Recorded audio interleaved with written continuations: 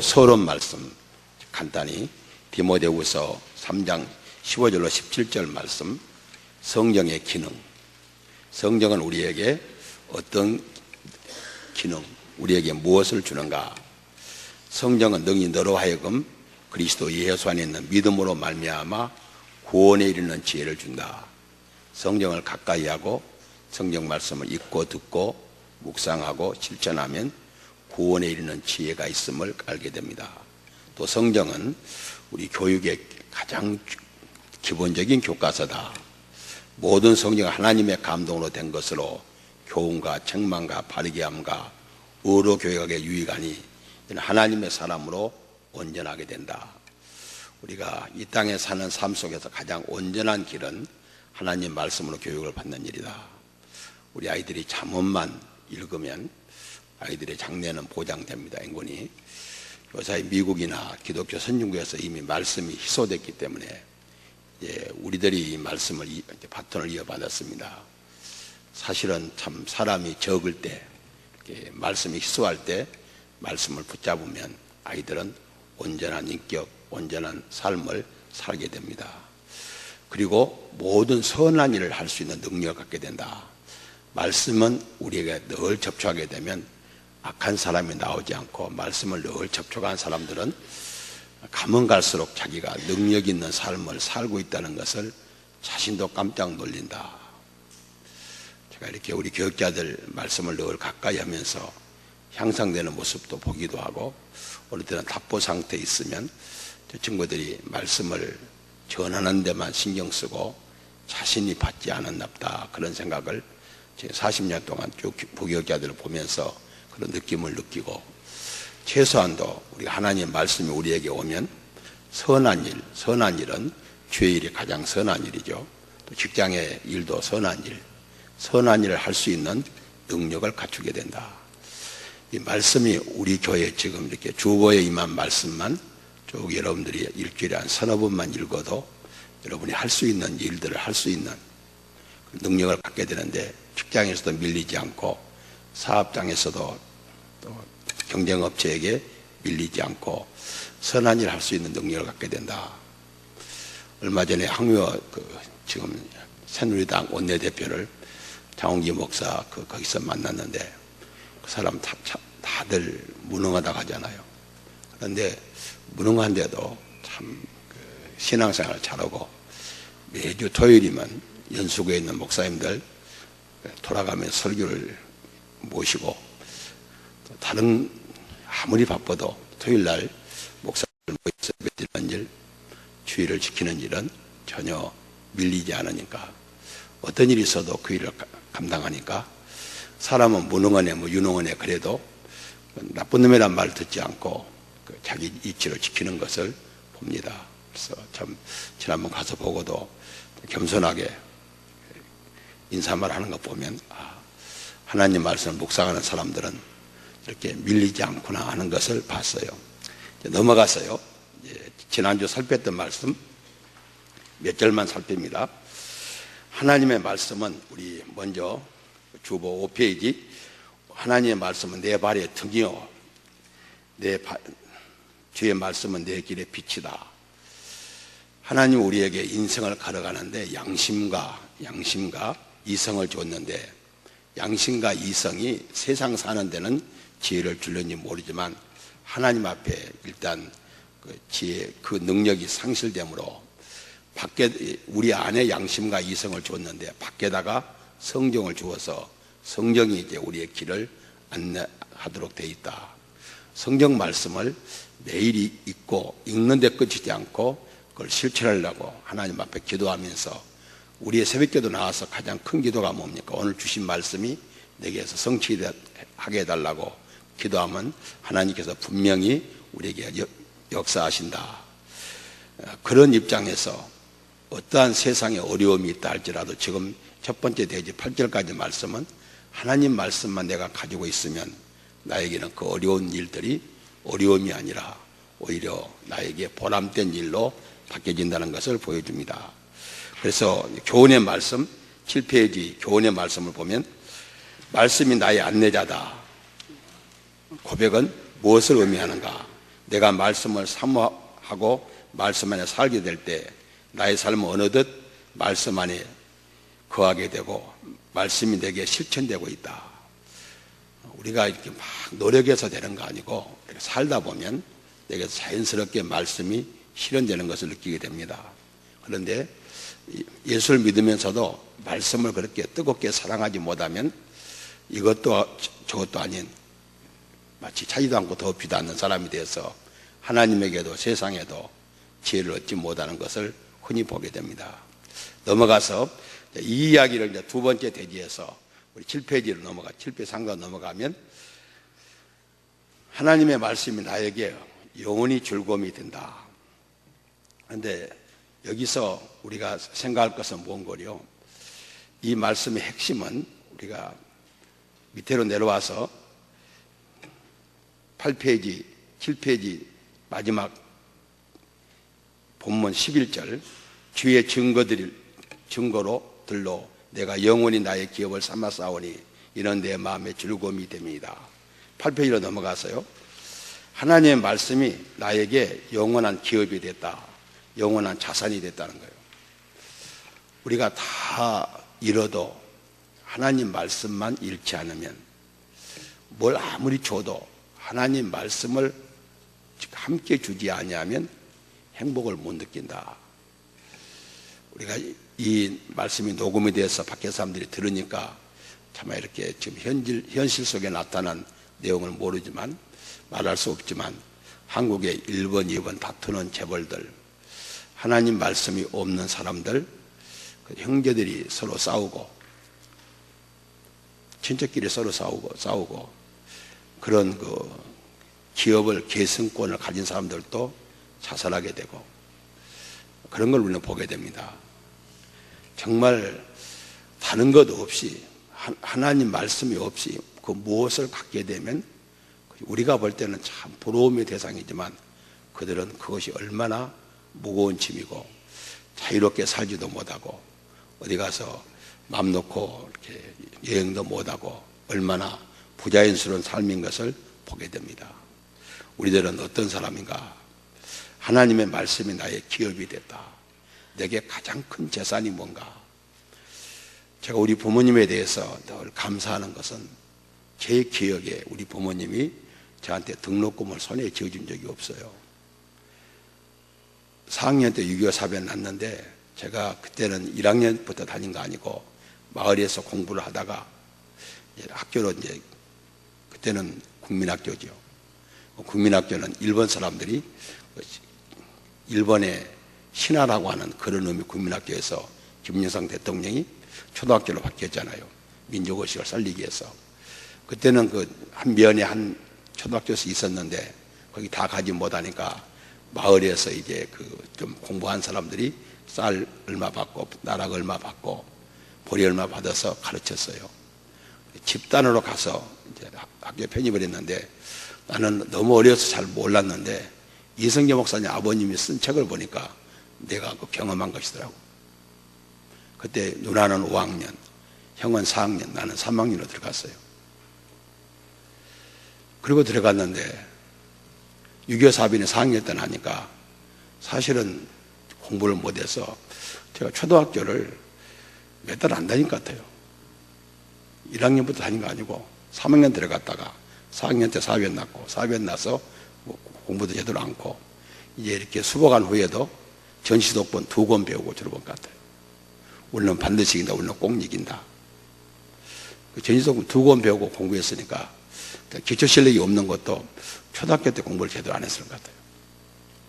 그러니까 그런데도 그 후로 이제 제가 그냥 집을 떠나서 학교를 다녔으니까 내가 기억이 안 나요. 어머니 아버지가 제 손에 등록금을 지어준 기억이 안 나.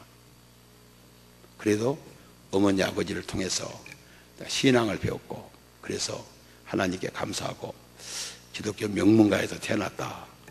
그런 생각을 늘 하고 우리 교회에서 계속 그것을 강요하잖아요. 내가 집안에 대해서 불평이 있다면 그렇게 가정을 강요 못하죠. 너무도 하나님께 감사해요. 그래서 이 사람은 뭐라고 그래요? 평생 내가 죽을 때까지 영원히 내 마음에 이 말씀을 지키기로 결심했다. 내게서 가장 큰 재산은 하나님의 말씀이다. 그렇게 생각했어요. 사실 그래요. 하나님의 말씀은 우리에게 상상 밖에 놀라운 재산이에요. 하나님 말씀을 물려준 사람들이, 신앙을 바로 물려준 부모들이 효도 않는 자녀들이 없고, 그들이 이 땅에서 승리하지 못한 사람이 없어요. 이런 면에서 지난주 상고한 말씀이고, 오늘 말씀은 넘어갑니다. 세 번째 대지 좀 자세히 봅니다. 내가 주의 말씀을 사랑하나이다. 성도가 흑백 논리에 빠진 것이 아니라 경건한 성도와 불경건한 성도를 보면 뭘 알 수 있는가? 늘 하나님께 우리 교인들 특징, 가슴속에 감사와 기쁨이 있고 근면성실한 거, 놀고 싶은 마음이 없고 일하고 싶은 마음이 늘 있는 거예요.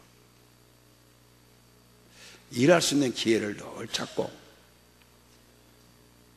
노는 기회를 찾잖아요. 우리 최적가들이 우리 집에 있었잖아요. 야, 너희 이모는 아침부터 저녁까지 밥도 못 먹고 일하는데 너희들은 좀 그렇게 돕는 거 힘드냐 그랬더니 그러더라고. 이모는 돈이나 보니까 돈 버는 재미로 하지만 우리가 무슨 재미로 일하냐고. 그 말 들어보니까 그 말도 맞더라고. 돈 버는 재미로 고생하는데 고생한 줄 모르는데 그 애들은 이모 집 와서 이렇게 죽어라 고생하겠어요. 내 일이 아닌데. 이렇게 보면요, 어떤 일을 놓고 이것을 내 일이다 즐기는 사람과 내가 이 일을 해야 되는가, 여기까지 일을 해야 되는가, 그렇게 생각하는 사람은 그의 장래가 달라지잖아요. 정말 일을 즐기는 사람이 이 땅에서 노는 것 봤어요? 빌어먹는 것도 없어요. 다윗이 그랬잖아요. 내가 어렸을 때 늦기까지 의인이 버림을 당하거나 그 자손이 걸시감을 보지 못했다. 그리스도인들은 철저하게 근면성실하고 감사와 기쁨이 있고 또 다른 사람의 잘 되는 것을 보고 기뻐해요. 우리 교인들이 가는 상계, 이렇게 장례에 대해서 잘 돕는 교회 중에 하나인 것 같아요. 장례가 나면 정말 잘 도운데 누가 잘된 것을 제가 간구하기가 좀 어려워요. 잘된 사람은 잘된 사람 자녀들이 잘 되니까 잘된 것을 이야기하면 또 그쪽만 또 이렇게 목사가 편중한다니까 좀 이렇게 온 천지에다 좀 알리고 싶은 내용도 지나가는 이야기를 한번 싸고 말아. 서너 번 하면 또 삐지는 사람이 있으니까. 이보영 목사가 내가 그랬어요. 언제나 호주머니다 자기 아들 성지부가 다니고 다니더라고. 넣고 다니면서 오래만 했다고 그랬어요. 야, 그러더라 너네 교인들 힘든다 그랬더니 너무 이보영 목사 아들만 공부 잘하고 교인들은 공부 못하니까 다 기분 나빠 나가버렸잖아요. 그러니까 목사 아들들은 공부를 못해도 문제고 잘해도 문제예요. 왜 문제가 그렇게 되겠어요? 남의 잘된 것을 칭찬을 못하고 같이 즐기면 어느덧 그 수준에 올라가는데 남의 잘된 것을 심통을 부리면 그 사람은 언제든지 밑창에 빠져 있어요. 사실 이보희 목사 민혁이가 공부 잘한 것 때문에 시험 많이 당했어요. 그게 난수입사 5명이 집단으로 나갔잖아요. 그 원인 내가 두고 봐라. 시험 든다 그랬더니 봐라 시험 들지. 남 잘 되는 걸 좀 좋게 봐야 돼요. 그러면 하나님께서 반드시 그 사람만큼 오히려 더 잘 되도록 하나님이 축복하시는데 남의 잘된 데 대해서 심통을 부리는 거 이건 좋지 않아요. 언제든지 밑창에 깔려있는 수밖에 없어요. 이런 측면에서 오늘 이제 이런 배경 속에 봅시다.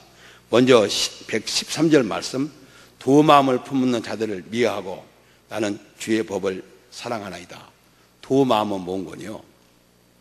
두 마음은 옆에 사람을 보니까 두 마음을 품는데 찬송할 때나 기도할 때나 이렇게 교회에서 신앙생활 할 때는 정말 훌륭하게 하는데 예배만 딱 끝나서 식당에 내려가면 그리고 사석에서 만나면 전혀 지난주 설교 이야기도 않고 교회를 위해서 기도하자는 이야기도 없고 오늘 우리 모였으니까 교회를 위해서 기도합시다. 12월 대선을 위해서 기도합시다. 그런 말 않고 잔소리만 해요. 도마음을 본 사람이에요. 그런 사람은 신앙이 있는 것처럼 보이지만 사실 신앙이 없어요. 이런 사람들을 가까이 하면 자신도 모르게 가까워져요. 지금은 이제 교인 수가 좀 많아져서 그렇지만 전에 옛날 건물 때 교육자들이 늘 신경 쓰는 것은 누구 옆에 가면 꼭 신앙이 나빠지잖아요. 그런데 누구 같이 교회에서 나가는 것만 봐도 아니나 다를까 2달 지나면 신앙이 안 좋아져요. 그래서 두 마음을 품는 사람을 미워한다고요. 그 사람을 만나면 신앙이 좋아지고 신앙이 향상돼야 되는데 신앙을 이렇게 흐트러뜨리는 사람이 있어요. 이런 것을 내가 원치 않는다. 그러나 나는 주의 법을 하나님의 말씀을 사랑한다. 그런 사람들에게서 하나님 말씀이 인용이 안 돼요. 다른 인용은 돼도 하나님 말씀이 인용이 안 나요. 우리 교회 교육 목표가 이렇게 매번 써놔도 교육 목표에 대해서 어떻게 하면 우리 교회 아이들이 교육 목표를 성취할 것인가, 그런 말을 평생 한 번도 못 해보고 죽은 사람이 있어요. 이 교회 몇십 년 다녀도 우리 교회 교육 목표를 놓고 청년들을 만나서 학생들을 만나서 기도해주고 너희들 이 목표를 성취해라, 그런 말 한 번도 못 하고 죽은 사람이 있어요. 이런 사람이 두 마음을 품는 사람이에요.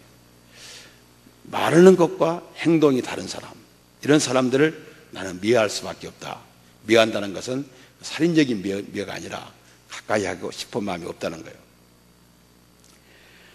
주는 나의 근신처요 방패시라 내가 주의 말씀을 바라나이다. 이런 사람들을 얘기해서 내가 보호받으려면 내 스스로는 물리칠 수 없다는 거예요. 내 스스로는 이걸 멀리할 수 없어요. 그러니 주님만이 나에게서 이런 환경 속에서 나를 지켜달라는 거예요. 나의 은신처에 나의 방패다. 그대로 놔두면 나도 얼마 안 가면 오염돼요. 오염되니까 나는 내가 스스로 이런 악한 자들에게서 고칠 능력도 없고 그들을 내가 물리칠 능력이 없으니까 주님이 나를 지켜달라는 거예요. 그리고 주의 말씀은 내가 바라나이다. 그리고 뭐라고 그래요? 15절 말씀, 행악자여 나를 떠날지어다 나는 내 하나님의 계명을 지키려다. 내가 너를 떠났으니까 너도 나를 떠나달라는 거예요. 여러분요, 교회학교 교사만 해도 교사를 하게 되면 신앙의 태반은 없어요. 가르쳐야 되니까 연구하고, 그리고 그 애들을 위해서 기도하고, 그 애들의 신앙 성장이 빨리 안 되는 것을 볼 때 안타까운 마음이 생기니까 자기를 돌아보게 돼요. 성경 전문 교사가 되라는 이유는 바로 그런 의미도 있어요. 우리 홍갑선 장로님께서 양천구청 전도하는데 효과가 없으니까 그 전도팀을 이끄시는 분으로 매우 안타깝다고 그렇게 말씀하셔서 저는 늘 그랬어요. 우리가 양천구청이나 신정내거리에서 열심히 전도하면 우리와 접촉한 사람들은 우리 교회 안 와도 다른 교회에서 접촉한 사람들이 우리 교회로 오게 돼요. 우리는 한 지역에 우리 교회만 전도하는 게 아니라 서울 시내 한국 교회를 위해서 전도하게 돼요. 한번 생각해 봐요. 우리 열심히 전도 나갔을 때 새신자가 들어왔고 열심히 전도하지 아니할 때 새신자가 안 들어와요. 교회는 불로소득이 없어요. 열심히 노력하면 효과가 있고 열심히 노력하지 아니하면 효과가 없어요. 그리고 그 전도팀들이 신앙이 얼마나 좋아졌어요. 전도 가서 점심 먹는 모습을 볼 때 나는 그보다 더 예쁜 사람들이 없어. 얼마나 아름다워요. 그러니까 남들이 우리 복음을 듣고 믿어 구원 얻으면 더욱 좋고 내 신앙이 떨어지지 않아요. 전도도 한 번도 안 해보고 성인 전문교사 반에 들어가서 일도 않고 찬양대도 않고 교사도 않고 구역예배도 안 드리고 죄송합니다. 내일 우리 여성기관에서 점심 먹기 위해서 저 갈게요. 먹는 데는 안 빠져. 여기 있는 분 빼고. 모든 봉사하는 데는 얼굴이 안 보이는데 먹는 데 가면 꼭 안 빠지고 있어요. 근데 그 사람이 배가 고픈 사람도 아니에요. 그런 것에 대해서는 이야기가 잘 돼요. 그런데 연구하는데, 전도하는데, 포럼을 하고 학술대회를 하고 그런 것은 전혀 관심이 없어요. 예수님이 12살 때 성전에서 학자들과 이야기했잖아요. 그래서 나를 좀 떠나달라는 거예요. 왜 떠나야 되는가 문제는 제가 계속 이야기했잖아요. 소돔성의 이야기를 계속했어요. 소돔과 고모라는요, 그 롯이 아브라함에게서 이미 떨어져 나오면서 그는 선민으로서 하나님의 선택된 백성으로서 자질이 떨어졌으니까 아브라함에게서 떨어져 나왔어요. 선민으로서 자질이 유지됐더라면 삼촌을 좋은 땅을 차지해 나오고 소돔성 쪽으로 차지해 나오고 자기는 박도 쪽으로 가요. 그런데 이미 물질의 욕심이 생기기 때문에 비옥한 땅을 택했어요. 그는 선민으로서 자질이 일단 떨어진 거예요. 그런데 소돔성 가보니까 그래도 썩어도 준치라고 마음이 상했어요. 마음이 상했으면 빨리 나와야 되잖아요. 아니라고 생각하면 빨리 나와야 되는데 못 나왔어요. 못 나오는데 어느 정도까지 못 나오는 거냐. 그 성을 하나님이 불로 멸할 때까지 그는 못 나왔어요. 그래도 아브라함의 기도를 들으시고 천사가 그를 불러냈어요. 그런데 어때요? 그 딸과 롯은 나왔지만 그의 처는 나오지 못했어요. 그 이야기를 할 때마다 제가 종이를 예를 들잖아요. 백지를 A4 용지를 하나 접어서 물속에 딱 넣으면요, 빼면 그냥 나와요. 그런데 1분만 있다 빼면요, 쳐져가지고 그 젖은 쪽은 컵에 떨어지고 위에만 나와요. 우리가 제약 세상에 너무 자기를 지키지 않고 너무 그쪽에 빠져 있으면요, 다 나오고 싶어도 못 나와요. 그래서 천사가 손을 잡아 빼도 소동 기동이 되고 말았잖아요. 우리는 지금은 괜찮다. 내가 지금이라도 회개하면 된다. 그렇게 회개하면 돼요. 그런데 너무 깊이 빠져 있으면 곤란해요. 그래서 우리가 이런 면에서 우리는 빨리 하나님의 품으로 돌아야 된다. 오늘도 마찬가지다. 우리 113절, 15절로 그 위에, 교훈 위에 바로 위에입니다. 오늘도 마찬가지다. 말씀을 삼하지 않는 자들을 설득하여 개조할 능력이 없으면 멀리하라. 그들과 자주 만나다 보면 자신도 모르게 거기에 빠져버린다. 이것을 알게 된 시인은 너희 행악자들이여 나를 떠날지어다라고 호소하게 돼요. 그런데 우리는 어때요? 그걸 즐기잖아요. 거기서 즐기고 같이 놀고 불필요한 잡담하고 그리고 세상 이야기하고 우리 도움이 안 돼요. 모이면 기도하고 말씀 연구하고 헤어지면 전도하고 각자 자기 일을 충실히 하는 일, 얼마나 귀한지 몰라요. 시인은 당신은 나를 떠나라. 나는 주의 계명을 즐거워하리다 외친다. 그러나 더욱 조심할 것은 행악자에 불리한 후 주의 계명을 지키지 않으면 나중에 형편이 지금 형편보다 더 나빠질 수 있어요. 7 귀신이 나간 후에 한 귀신 나간 7 귀신이 들어온 것처럼 우리는 사회적 동물인가 동시에 종교적 동물이에요.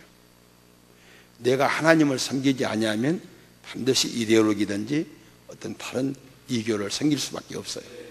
그러니까 빨리 원점으로 돌아야 된다. 우리 113절로 115절 말씀 교훈을 한번 같이 한번 읽어봅시다. 교훈을 같이 읽습니다. 113절로 15절 말씀 교훈입니다. 시작.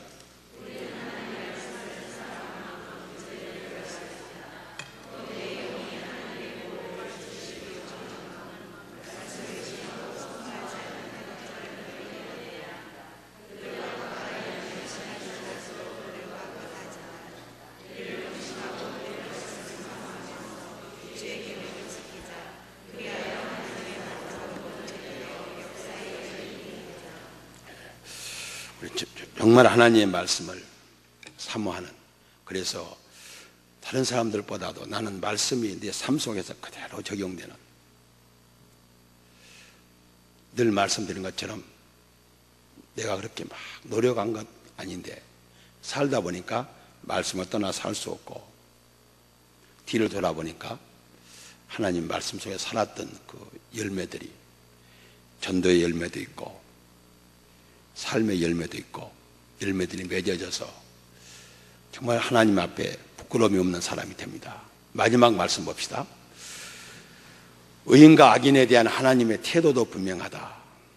하나님께서 인간의 자유의지를 주셔서 자기의 책임하에 살게 하셨다. 그러나 무제한 자유를 주신 것이 아니다. 하나님은 의인과 악인에 대한 공의로우신 통치 원리에서 반드시 심판하시고 역사하십니다. 그 말씀을 봅시다. 먼저 의인을 붙드시는 하나님의 사랑이요, 주의 말씀도 나를 붙들어 살게 하시고 내 소망을 부끄럽지 않게 하소서. 나를 붙드소서. 그리하시면 내가 구원을 얻고 주의 윤례를 항상 주의하리다. 격동하는 세파 속에서 우리가 하나님 말씀 살기란 어렵습니다. 하나님은 우리가 하나님을 붙들고 하나님을 붙들어줘요. 그런데 요한복음 16장에서는 네가 나를 택한 것이 아니라 내가 너를 택하였다. 우리가 주님을 택하면 힘들 때 놀 수밖에 없지만 하나님이 붙잡아서 우리를 함께 하시기 때문에 우리는 주님이 우리를 놓을 리가 없어요. 그래서 주님이 우리를 붙들어 주십니다. 이것을 아는 사람들은 살려달라고 기도하는 거예요. 나를 살게 하소서. 나를 붙드소서. 우리 마태복음 어제 그제 지금 산상수훈을 하고 있는데요. 팔복이 뭔가? 팔복은 그리스도인의 심성이에요. 심령이 가난한 데서 출발해요. 심령이 가난하다는 말은 나는 스스로 아무것도 할 수 없습니다. 하나님이 붙들지 아니하시면 한 발짝도 나는 선한 일을 할 수 없고, 내가 이 탁한 공기 속에서 내 영혼이 숨쉬기가 어렵습니다. 그렇게 생각하는 사람이에요. 그래서 늘 자기를 살려달라고, 내 영혼이 맑은 공기를 마시고 생명의 말씀을 먹고 살게 해달라고 늘 기도해요. 나갈 때, 우리 아침에 직장으로 나갈 때도 하나님 나를 오늘 또 건강하게 살게 해달라고, 요셉처럼 내게 주어진 일을 감당할 수 있는 능력을 주시고, 내가 일하면서 하나님이 나와 함께 하시고, 또 주변 사람들이 하나님 나와 함께 하시고, 내가 하는 일을 통해서 하나님이 형통케 하심을 보고 주변 사람들이 저 사람이 하나님이 형통케 하신다 보게 해달라고, 그런 붙들어 달라는 기도를 늘 해야 되고, 하나님은 우리가 기도하지 않아도 붙들어줘요. 우리 자녀들이 우리가 요구하지 않아도 부모들이 돌보잖아요. 그런데 하나님께서 우리에게 기도하게 하세요. 기도하지 않고 받으면 자기가 잘난 줄 알고 교만해서 갈 일을 못해요. 기도하고 받은 것만 하나님이 주신 걸로 알고 선한 관리자의 의무를 다해요. 그래서 내가 항상 주의 율법에 주의하겠습니다. 그러니까 어떤 상황 속에서도 하나님의 말씀을 구하는 거예요. 제가 신방 가면서 그 예를 여러 번 드렸죠. 의인의 입은 지혜를 말하고 그 혀는 공의를 말한다. 그 예를 들면서 제가 공무원 생활할 때 박정희 대통령이 전시법령을 만들라고 도상훈련하는 그 상황실에서 직접 명령을 했어요. 총무처 장관과 국방부 장관이 그걸 책임지고 하는데, 총무처에서는 제가 실무자고 국방부에서는 이승원 전사 그 예한아버지 되는 친구 되는 항영시 장군이 그 후로 육군 참모총장도 하고 감사원장도 했는데, 그분이 육군본부 작전참모본부장 할 때 소장 때 실무자가 됐어요.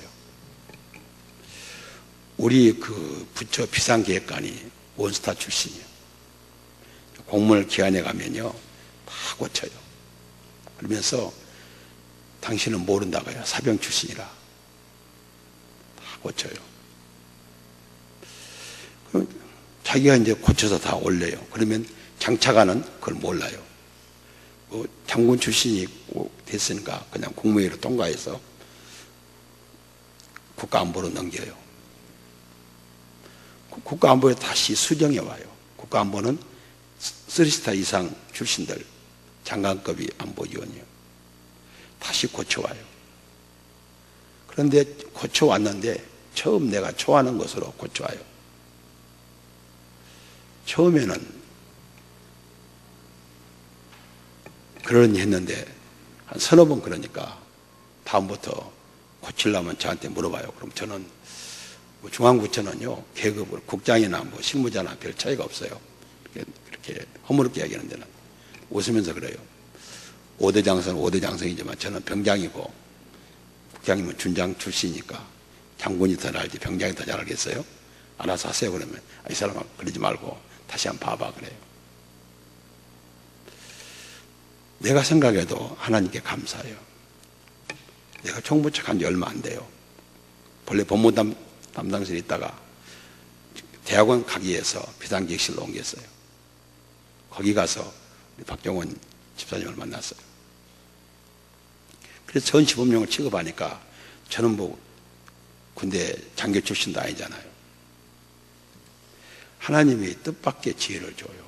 업무를 수행하려고. 그래서 제가 가정신방 가면 집에 있는 아내들에게 꼭 자녀들이나 남편을 위해서 시편 37편 30절 31절 말씀으로 기도를 하라고 그래요. 의인의 영은 지혜를 말하고 혀는 공에 이른다. 모르는 거 그렇게 막 그렇게 아는 것이 아니라 평소에 그쪽에 마음을 쓰고 정리한 것을 가지고 정리하면요 생각밖에 지혜를 줘요. 지금 제가 이렇게 책을 만들어내는데 밖에서는요 내가 엄청난 자원을 가지고 자료를 가지고 만든 줄 알아요. 사실 그렇지 않아요. 그냥 가장 기초적인 자료를 가지고 만들어요. 하나님이 우리에게 함께 해주시면 생각 밖의 일을 할 수 있어요. 그러니 조금 더 기초 실력을 갖춘 사람들은 얼마나 잘하겠어요. 옛날 쓴 누가복음 서문에 성수기를 히브리 대학 보내면서 나는 기초 실력이 없으니까 네가 좀 잘 갖춰서 해달라 보냈는데 지금까지 해먹고 있잖아요. 저는 내가 은퇴하기 전에 다 끝내고 올 줄 알았는데 오히려 저보다 더 늦게까지 올 것 같아요. 어렵다고는 하지만 내가 늘 기도하고 하라고 그래요. 기도하고 하면 생각밖에 하나님이 우리의 길을 열어줘요. 그런데 이제 저 다른 사람들 18절로 19절 말씀 우리 이어서 같이 한번 읽어봅시다. 18절로 19절 말씀 같이 읽습니다. 성경을 보시고 시작.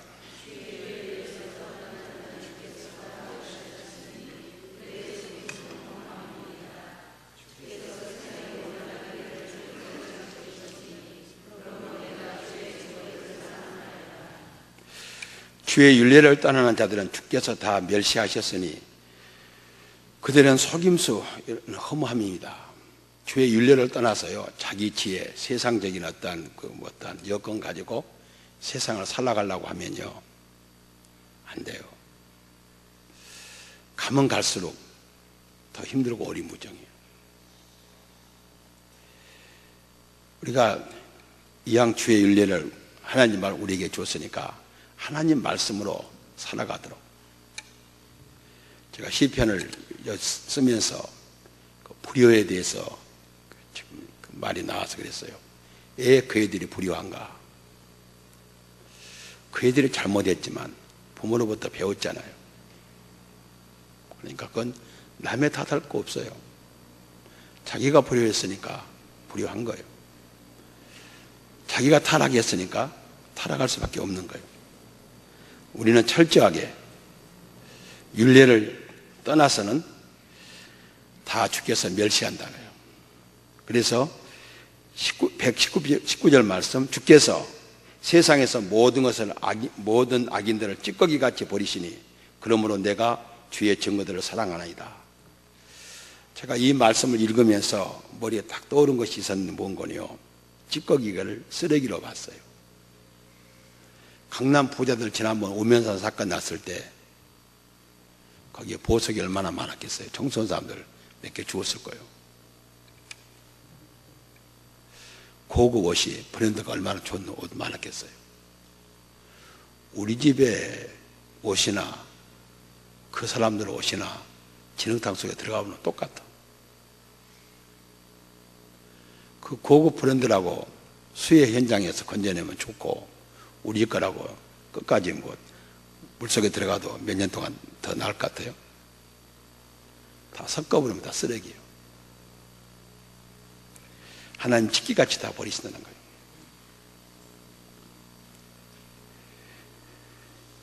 고급 제품도 하나님이 쓰레기처럼 버리면 쓰레기가 되는 거예요. 우리 인격에 죄가 들어오면 하나님 앞에 다 쓰레기로 보여요. 그 쓰레기, 그 수해 현장에 쓰레기 다 된 그 옷보다는 서민의 깨끗한 옷을 주면 싫어하겠어요. 그 현장에서는 좋아하지. 우리 인격에 죄가 뒤범벅 되어 놓으면 하나님 보시기에는요, 수해 현장의 고급 제품이 수해 현장에 망가진 것 같아요. 그런데 우리가 하나님 말씀으로 깨끗해지면 어떻게 해요? 우리는 정말 누구도 가볍게 입을 수 있는 간편한 옷이 돼요. 우리가 우리의 하나님 보시기에 말씀으로 깨끗해지고 우리 인격을 악한 문화에 접촉하지 않고 더 나은 삶을 살게 되면 하나님이 얼마나 우리를 귀하게 보시고 아끼겠어요.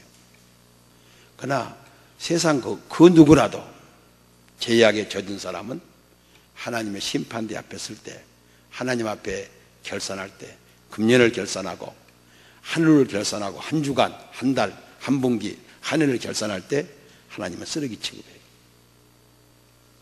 이거 본래 비싼 옷이니까, 비싼 사람이니까 너는 봐주마, 그런 거 없어요. 쓰레기 취급한다는 거예요.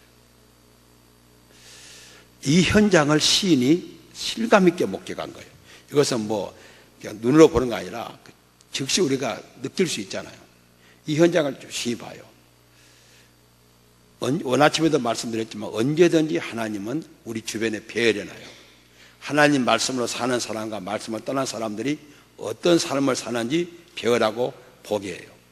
신명기 28장, 물론 그 28장 전에도 그랬지만 28장부터는 하와 복을 딱 진열해 놓고 선택을 요해요. 되어지는 일을 영적인 눈을 뜨고 보니까 확실하게 보게 돼요. 하나님 역사가 이렇게 되구나. 오래 안 간다. 3대 간다, 3대. 지난번 수십 번 이야기했죠. 우리 박연남 목사가, 박연남 집사 수원에서, 화성에서 모였을 때 설교를 하는데 아브라함, 이삭, 야곱 3대 내려오니까 위에서는 아브라함도 아들이 있었고 이삭도 아들이 있었는데 한 사람만 기업을이 있더니 3대가 내려오니까 그 12명이 별로 성격이 좋지 않은 아들들도 다 하나님이 버리지 않고 별 죄를 지은 사람 많잖아요. 살인도 하고 간음도 하고 그런 큰 죄를 지었는데도 3대가 내려오니까 한 사람도 버리지 않고 다 기업을 물을 자로 12지파로 세웠다. 물론 벌써 3대가 지난 지가 오래됐으니까 우리 집안은 한 사람도 하나님 버리지 않고 기업 물을 자로 세워줄 것을 믿자. 저는 지금도 그 박연아 목사 설교가 늘 마음에 와닿아요. 우리 교인들 늘 볼 때마다 3대를 이야기할 때마다 3대만 유지되면 되는데 한 2대 가다가 왕창 망하는 사람이 있잖아요.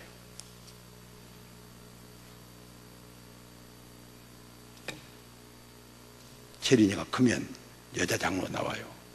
지금 목사로 나왔으면.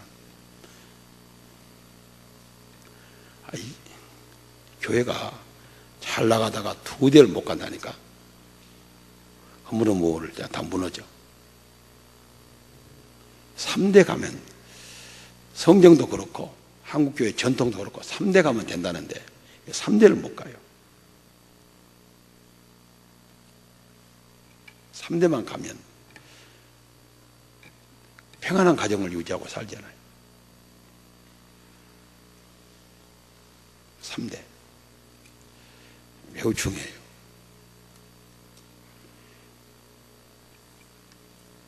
그걸 보고 어때요? 이제 마지막 120절 말씀, 내 육체가 주를 두려함으로 떨며 내가 또 주의 심판을 두려하나이다. 하나님이 딱 개를 치듯이 딱 쳐서 악인들과 의인들, 하나님 말씀을 사랑하는 사람과 사랑하지 않는 사람들의 그 줄기를 딱 분리하는 걸 보니까 더럽다는 거예요. 그렇게 하나님 사랑합니다 그러다도요, 이 하나님의 엄미하신 조치를 보면요 두려워져요.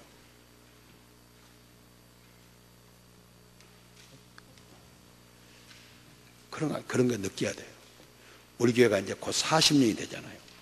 40년 딱 되면요, 이번에 이제 역사가 딱 나오면 흐름이 쫙 갈라져요. 이 교회도 기독교 명문가 쪽으로 흘러가는 집이 있고 전혀 의미 없는 집이 있는 거예요. 한 40년, 50년 지나면 분명히 드러나요. 선명히 드러나요. 이걸 보고요 두려워해요. 그런데 두려운 사람은 좋은 사람인데 어떤 면은 어때요? 강팍이 된 사람도 있어요. 저것들 잘난 척한다고. 이성인 집사 두려워하려고 잘난 척을 해요.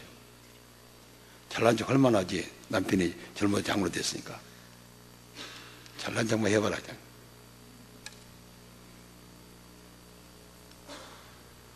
두려워야 돼. 야, 하나님이 이렇게 쫙 정리를 해주니까 너무 두려운 거예요. 그런데 그러지 않는 사람은 강팍해져요. 여태까지 못하는 것들이야. 강팍해져요. 이걸 우리에게 지금 보여줍니다. 얼마나 지금 우리가 말씀에 빠져들어가고 있잖아요. 내가요 지난주, 금주, 저지난주, 지난주 2주일 주보를 잘 보관을 하고 그랬는데요, 또 오늘 수요예배 때 다시 상고하려고 말씀을 정리해 보니까 다음 주 말씀도 버리지 마세요.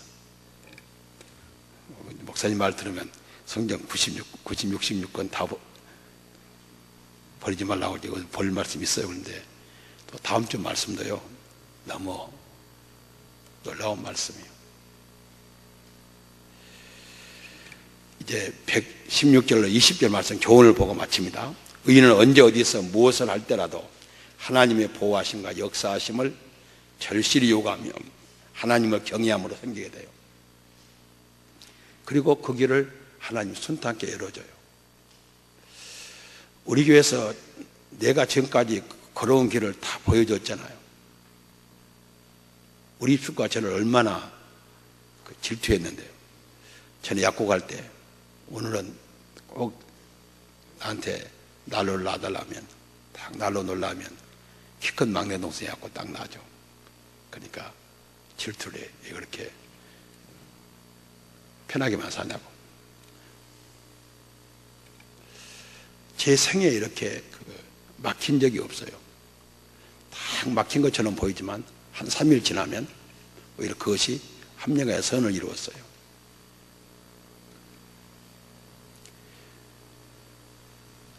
하지만 악인들은 하나님을 의식하지 않고 살아가면서 나름대로 계획을 세우고 업적을 쌓습니다.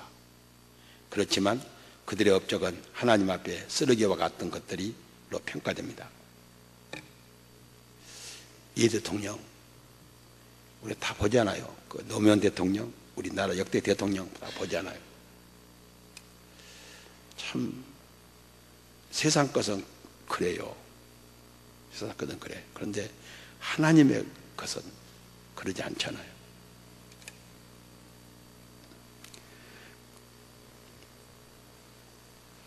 우리는 이를 깨닫고 주 안에서 말씀에 순종하는 사람들이 되자. 정말 말씀은 나의 기업입니다. 나에게 말씀보다 더 귀한 거 없습니다. 다음 주는요, 말씀은 순금보다 더 귀하다고 그랬어요. 순금보다 효용이 더 있다는 거예요.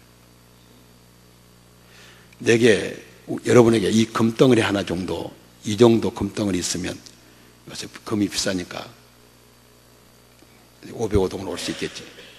505동이 지금 목표잖아. 그럼 이 정도 있으면 올 수 있잖아요.